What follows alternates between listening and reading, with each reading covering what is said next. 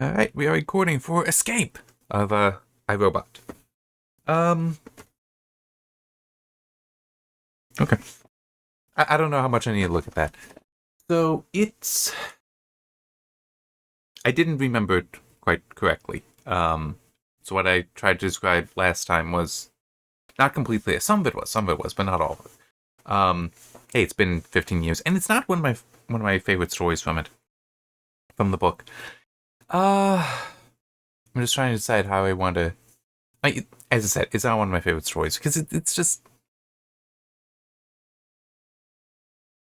it's a little off. I could almost believe that Asimov had wanted to be able to explore what would happen if a robot had a sense of humor, but then had to figure out a reason for a robot to have a sense of humor. I mean, it's possible. It's possible that's exactly how it went. I'm not sure. But anyway, the premise is this, that, well, even in the previous chapter, in Little Lost Robot, there is the idea of figuring out how to create a hyperatomic drive, warp engine, whatever you want to call it, for interstellar travel. Now, US Robotics does have a competitor, Consolidated Robotics or Consolidated Machines, something like that. I don't quite remember it. I think this is the first time it's been mentioned. Anyway, they have what they call a super thinker. US Robotics has the brain. These are both just powerful supercomputers, robot brains, without a body, just dedicated robot brains. US Robotics is positronic. I think at one point it is stated that maybe I am misremembering this because it wasn't. I don't think it was stated in this that Consolidated's brain isn't positronic. Maybe it is, but there is still a difference between them. I will get to that, but the main thing is Consolidated has decided to try to sabotage US Robotics because they took everything that they believe you need for designing such an engine and fed it into theirs, and it broke. It is completely destroyed, such that they would have to build a new one. And they decided, well, US Robotics is the only competitor we have, so let's make them a deal. We hand over all of this, ask them to feed into their brain, and we'll pay them for their trouble. And by trouble, it's give them like $100,000 to just attempt this and find the point of failure, and their brain will be destroyed. And now the two companies would be even. But also, if instead they do succeed, that then they will pay them $200,000, and reimburse them for the construction cost. I think technically there's another condition there, but basically they see it as, well, this problem cannot be solved.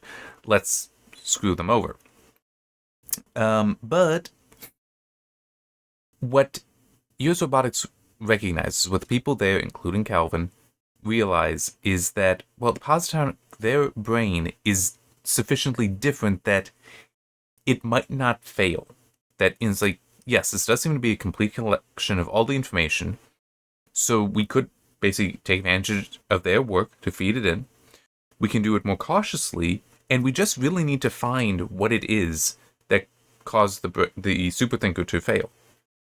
If we can identify that is a shortcut for so much of our work than trying to solve it ourselves. So it's actually kind of worth doing this, because if we do it carefully, we won't lose the brain, and Consolidated will be done. We will clearly have dominance here. One issue is it doesn't quite seem to flow from the previous chapter.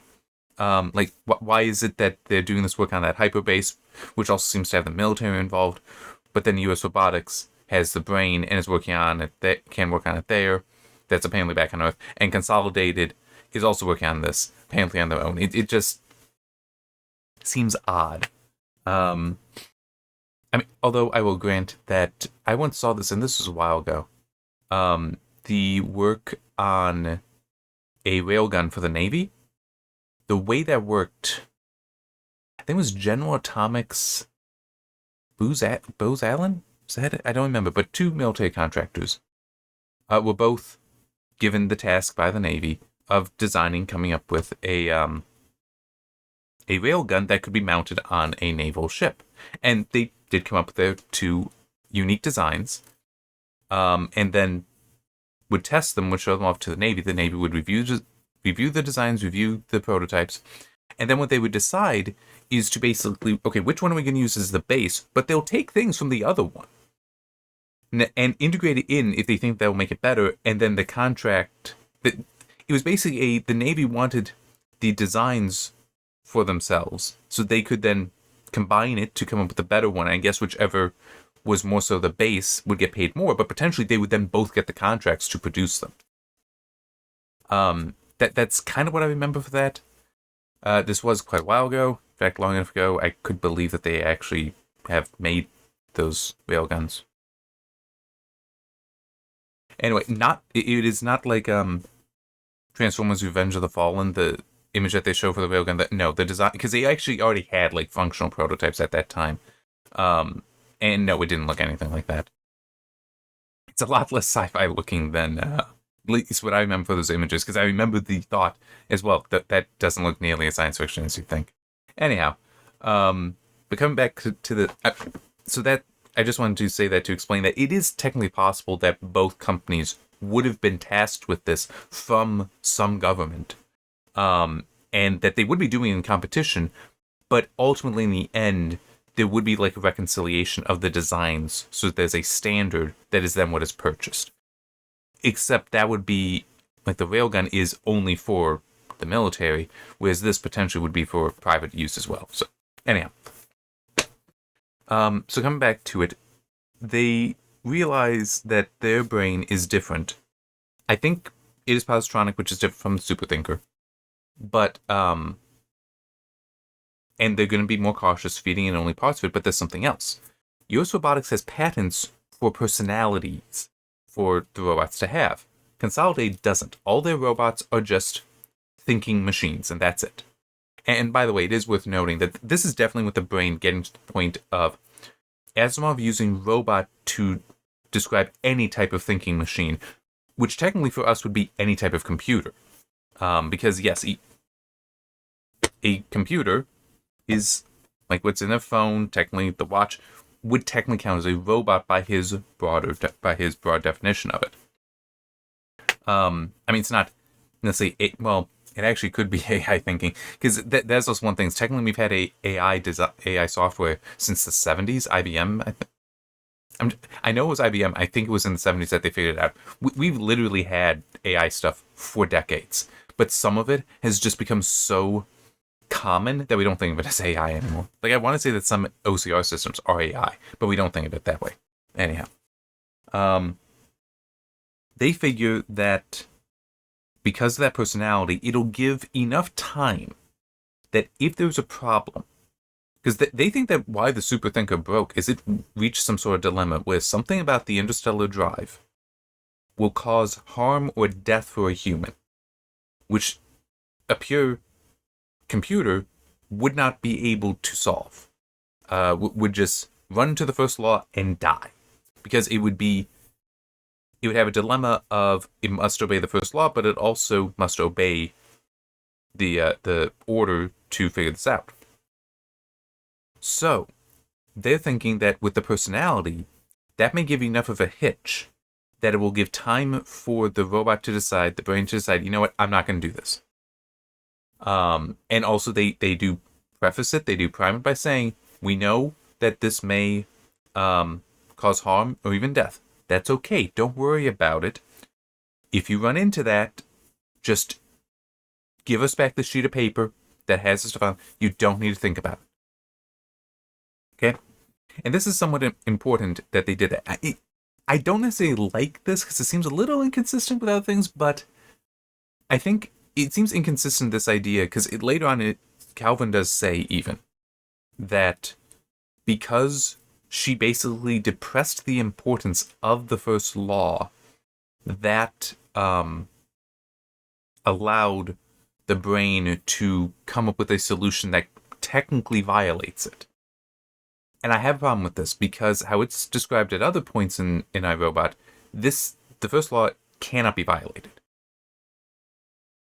But it could be that it's for something that is like the brain.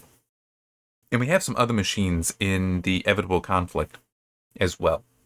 some that come later, that seem to be a bit more lax in the interpretation of technically all three of the laws. And I could believe that that is intentional, that the idea that when these are more just straight thinking machines, straight computers, not mechanical men, that when that, so long as that's the case, that Asimov was like, you know what, it can be a little softer there. Less of it is hardwired in. Like, less of it being hardware, but more like firmware, where we can mess with it a little bit. I might be able to interpret it that way. I'm not sure. It still is I'm uncomfortable with it. I feel like if you wanted to have a just thinking computer kind of scenario, that could violate the first law, because so long as you don't have it able to enact something, that's like you could do away with the first law and make it more you cannot lie about it. So that way, if you ask it a question, like if it would give an answer that is a yes, it would cause harm, it would kill a person, that must be acknowledged. That it cannot hide that. It cannot obscure that. I feel like that would be a better approach. Because then it is just problem solving. It's not enacting the problem. Enacting the solution. Anyway. So I said that they have primed it and are putting in the sheets of paper. Yes, it is paper. Slowly. Just going through all that. Takes hours. But when they're done, Calvin is like, oh crap. Can you do this? Oh yeah, I'll have it done in a couple months. Like, just give me the robots and I'll have the ship built in a couple months. And it's like, this is bad. Because she's like, well, they're operating under the assumption that the superthinker failed because of a dilemma with the first law. And if that's the case, then the brain should have run into the same dilemma and should have stopped. Because that was the order. Instead, it continued and said, oh yeah, I can solve this. I have the solution. Give me a couple months. It's done. And it scares her. Which makes sense. It legitimately does make sense. Because it is a significant deviation from the expectation. But at least one person does point out, maybe it failed for mechanical reasons. But anyway, they give it the 2 months, and they do allow it to control robots. So this, what I was saying about having this mechanical thinker, this thinking computer, the brain, not connected to things, well, clearly it is connected. They are defeated paper, which is either just how Asimov saw some of these things, that you would still like interact with them as though they were people, as opposed to like giving it a thumb drive. He might not have envisioned something like that. I mean, well, there would have been tape drives and such, or even punch cards that he would have been familiar with, I would think. Have some knowledge of, I should say. Well, actually, wait, no, didn't I see that this was 1950? Maybe not. That it was collected together in 1950. Maybe not. So then paper would make sense. But in any case, you could also interpret it as that's a buffer that you can't just feed in data that would corrupt it, like could happen with a flash drive. It's nope, you have to do it very deliberately and slowly. Anyhow. So it comes up with this solution, and they allow it to do so. To start building the thing. And it does. It takes 2 months, and Donovan and Powell are back. Because they need to send their best field men on this mission, and that's them. And Donovan hates this. He's again on the ship, and the ship,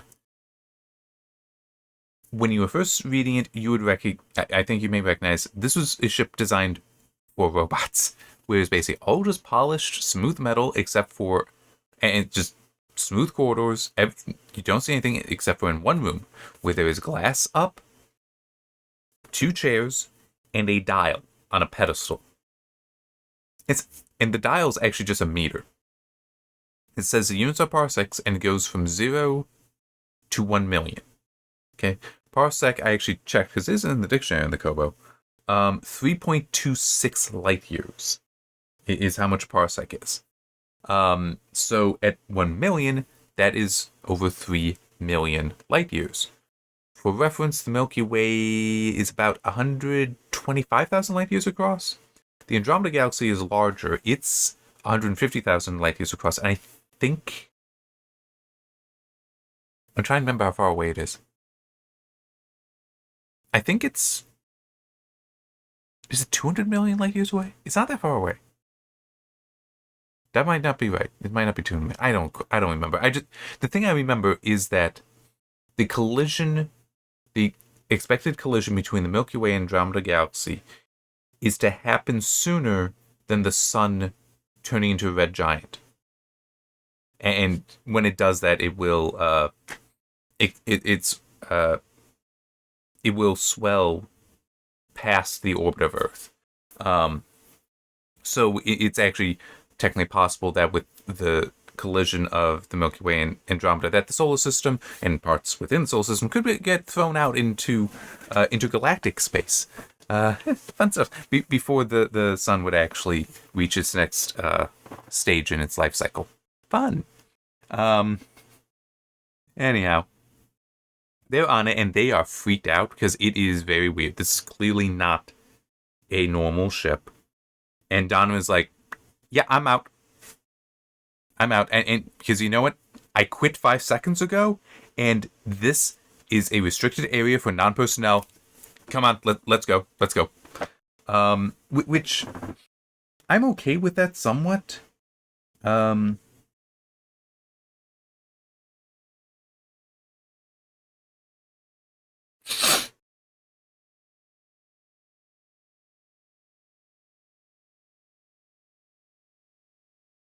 Okay, no, I don't think I had actually highlighted. I was hoping I could get the actual line itself. I butchered it a little bit, but that it was how he went. Just, yep. I quit 5 seconds ago, so I have to be removed. And so I am kind of okay with that because that is not inconsistent with Donovan's character, but I also feel it's a bit exaggerated for his character. I mean, it's not like in.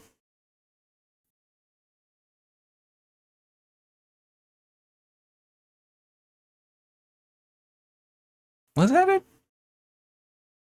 Was it in Catch the Rabbit where it did seem like they were just like getting mean to each other? They were fighting with each other.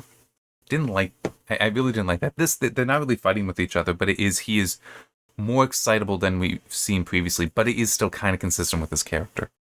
One thing though that is also kind of funny. Okay, it's actually before this. I'm pretty sure I did.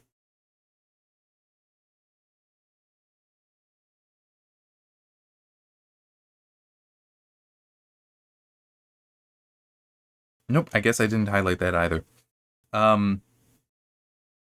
So while on the ship, it suddenly leaves. The airlock door seals, and though they don't feel any acceleration, when they go back and look out the window, they see that they are in space.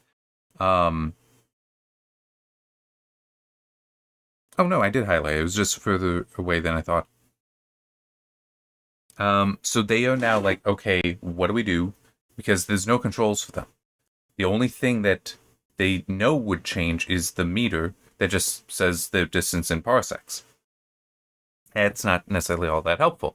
But as they then start exploring the ship, they find that there are things that are, like I think they said they found beds, but it's like, just panels in the wall slide down and they show things. Like in one of them, it's up top is a bunch of cans, different shapes, all containing beans. And below it is a shelf that is refrigerated, and what's there is all cans of milk. But concerning the beans, Donovan hesitated. What's the menu? How do I know? Are you finicky? No, but all I eat on ships are beans. Something else would be my first choice. I'm just trying to look. Where's the? Oh yeah. I actually do want that one for you.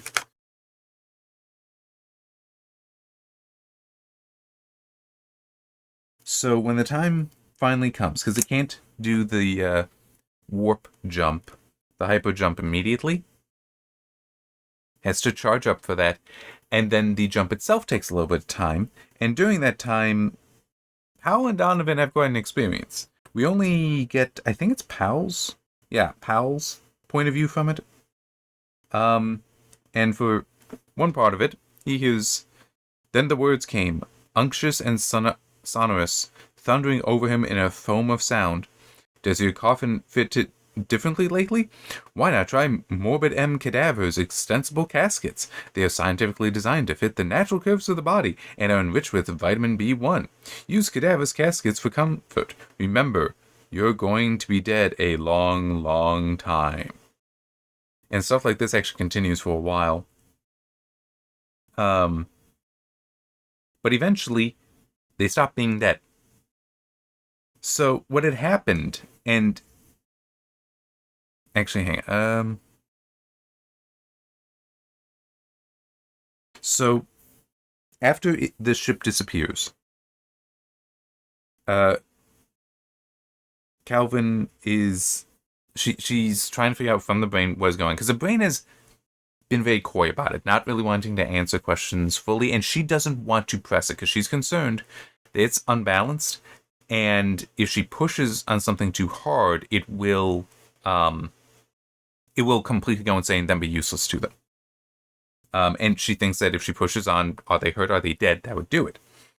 But yeah. And the interstellar jump won't hurt them, she asks. She froze as the brain maintained silence. That was it. She touched the sore spot. Brain, she supplicated faintly. Brain, do you hear me? Do I have to answer? About the jump, I mean? And by the way, the brain is described as having a childish personality. So that it is kind of consistent. I would do that. Not if you don't want to, but it would be interesting. I mean, if you wanted to. So again, she's trying, it even says here, try to be bright about it. But it's also, she's trying to coax a child to talk to her. Aw, you spoil everything. She jumped up suddenly with a look of flaming insight on her face. Oh my, she gasped. Oh my. And she felt the tension of hours and days released in a burst. It was later that she told Lanning, I tell you, it's all right. No, you must leave me alone now. The ship will be back safely, with the men, and I want to rest. I will rest. Now go away. So, what happened is the brain did run into a dilemma, exactly as predicted. The thing is, because she had depressed the first law, the significance of the first law, as I said, was the case. Because of that, it basically didn't just shut down one scene and be like, nope, not gonna do this. It was like, well, but let me take a second look at this, and realized that yes, the interstellar jump would kill them temporarily. And it's like, oh, well, in that case, it's okay. I can do this. I was like, it already said that, well, it was already told, well, death is okay. I was like, if that's the conclusion, that's okay. You don't need to worry about it. It's like, all right. It's still unbalanced it, though, because it technically is having to violate the first law of this. I was like, that is one issue. But as I said, if we take it as when it is just a thinking computer, not a mechanical man like that thing, but just a thinking computer, I think we can then interpret it's a bit more of a firmware type thing where it can massage the stuff. It still cannot actively kill a human being or through inaction allow a human being to be killed. But it can be like, I'm still going to go a little bit further with this. I'm going to allow some stuff to happen. And it sees that, okay, they die, but they do come back. It's unbalanced and decides, I'm going to play a practical joke on them.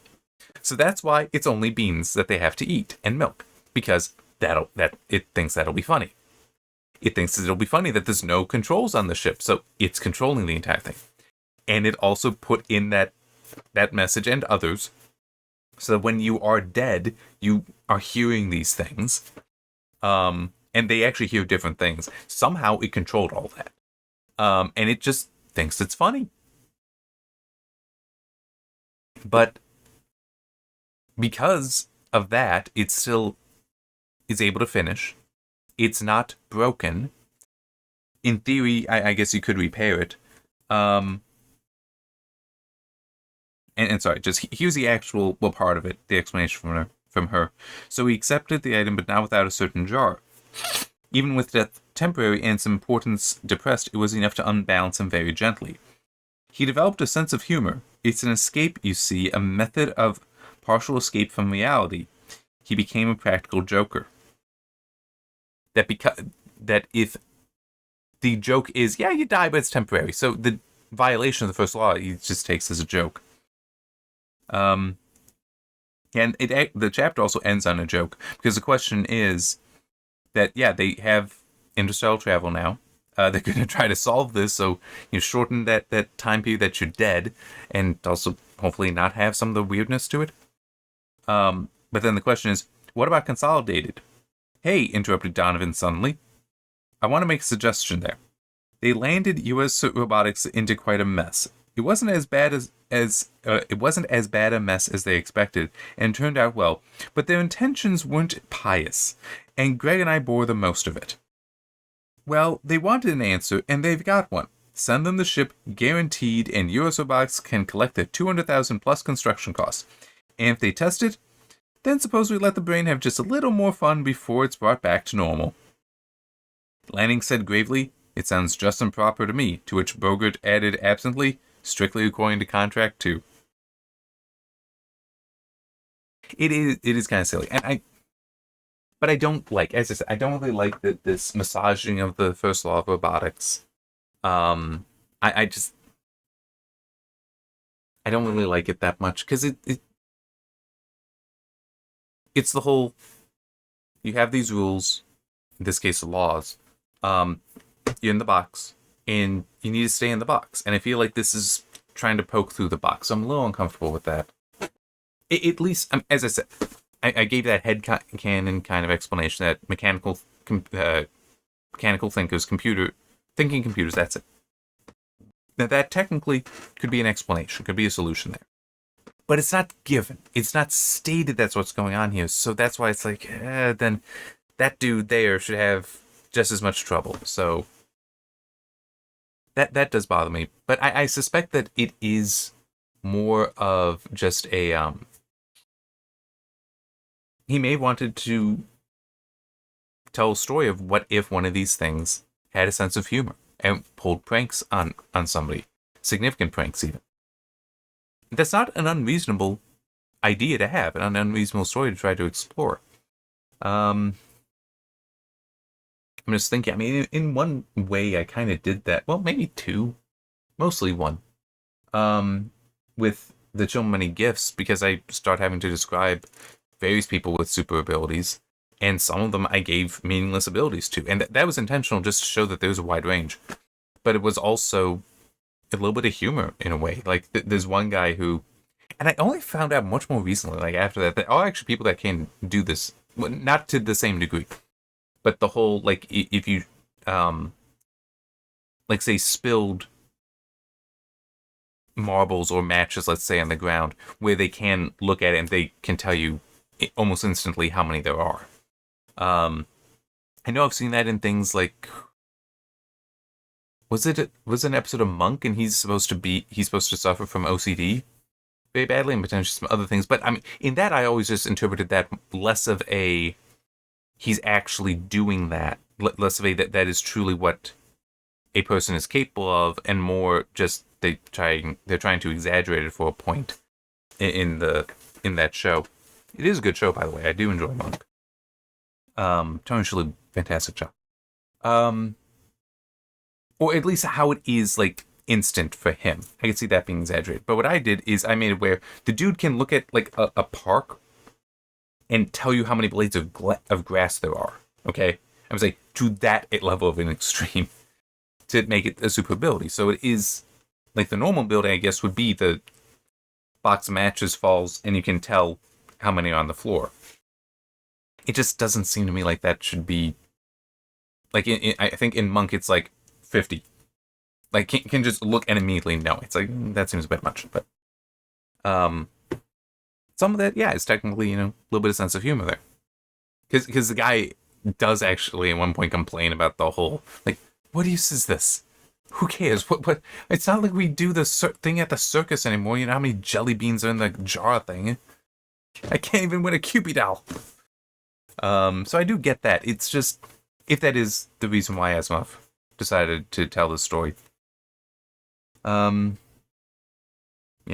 I'm just trying to think if there's anything else I can really add. Not really. Nothing more is coming to mind. The next two chapters, I do remember more clearly. They are more interesting to me. So we'll see how those go. And that will end it for this book. It's a relatively short book. I do have a couple ideas for what I can do next. They're over there, and they are physical books, not ebooks. So yeah, we'll see how those go. Either one should be interesting. I think the one that I want to do next will be curious. Will be curious, but I hope will also be worth it. I hope will also be worth it. I'm just trying to think if there's anything else to say about this chapter.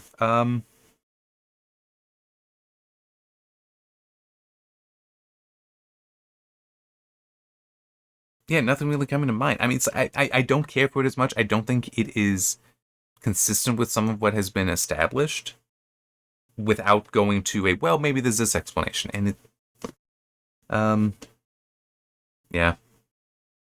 But it is also one of those things I don't have, to be fair, I don't have ideas for robot stories.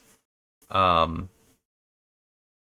guess there is one idea I have that I might try doing. I don't know. I'm not committed to it. That could get into AI. I don't know if I would necessarily want to do. Oh, well, I guess I can't add that. In a way, what they're describing with a super thinker versus the brain at US Robotics, there would kind of be like Google, Amazon, Meta all having their own large language models. They're all tuned to different purposes, and so, but largely they are consistent. And if you could ask one, and like if Facebook, Meta, asked it a question and it broke their data center, that then if they were to go to Google, Amazon, and be like, hey, you want to try doing this? We'll pay you for your time, because they want that data center to break as well.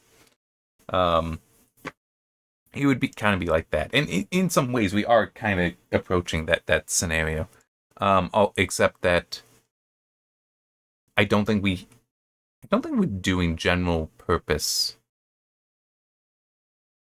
AI data centers like that at the moment. I think that enough of them are specialized such that it wouldn't quite be like that. Yeah,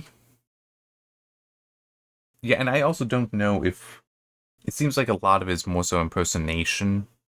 What these current large language models and such are capable of is more impersonation of actual design. So, not sure how useful it is for some things, but it still is a way to potentially shortcut a lot. So, like, even if even at 100%, if it's wrong, but if 90% of it is right, that's still 90% less work you have to do, kind of thing. So yeah, but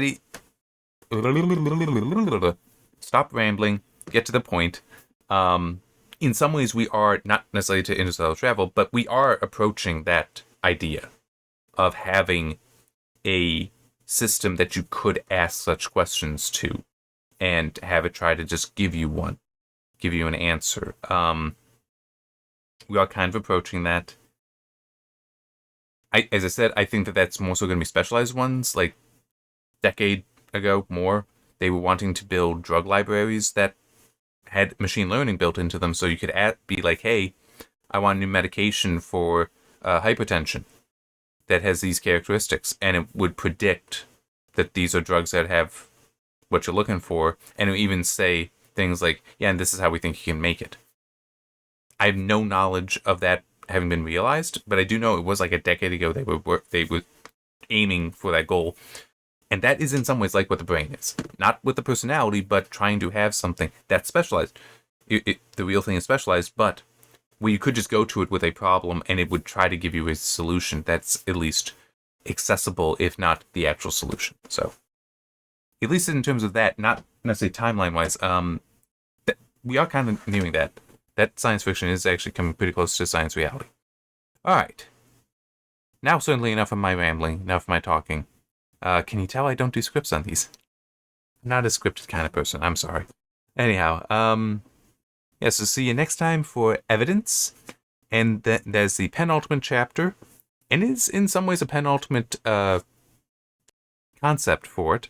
And then the evitable conflict, which is absolutely the ultimate story for iRobot. And, I will spoil this. The story does actually end with because the journalist is talking to them, is talking to Calvin, getting the stories from her. As I recall, it does actually end by saying that, because sometimes it's, a few days between meetings, that after the last one, she dies before he is able to meet her again. Because she is old, and it could be one of those, well, she's retired now, and sometimes the moment people retire is when they're going to start dying because they have less to do. But yeah, it is like that. So end of an era, end of the book. But yeah, those they will be interesting chapters. I will probably end up having longer videos with them. See you then.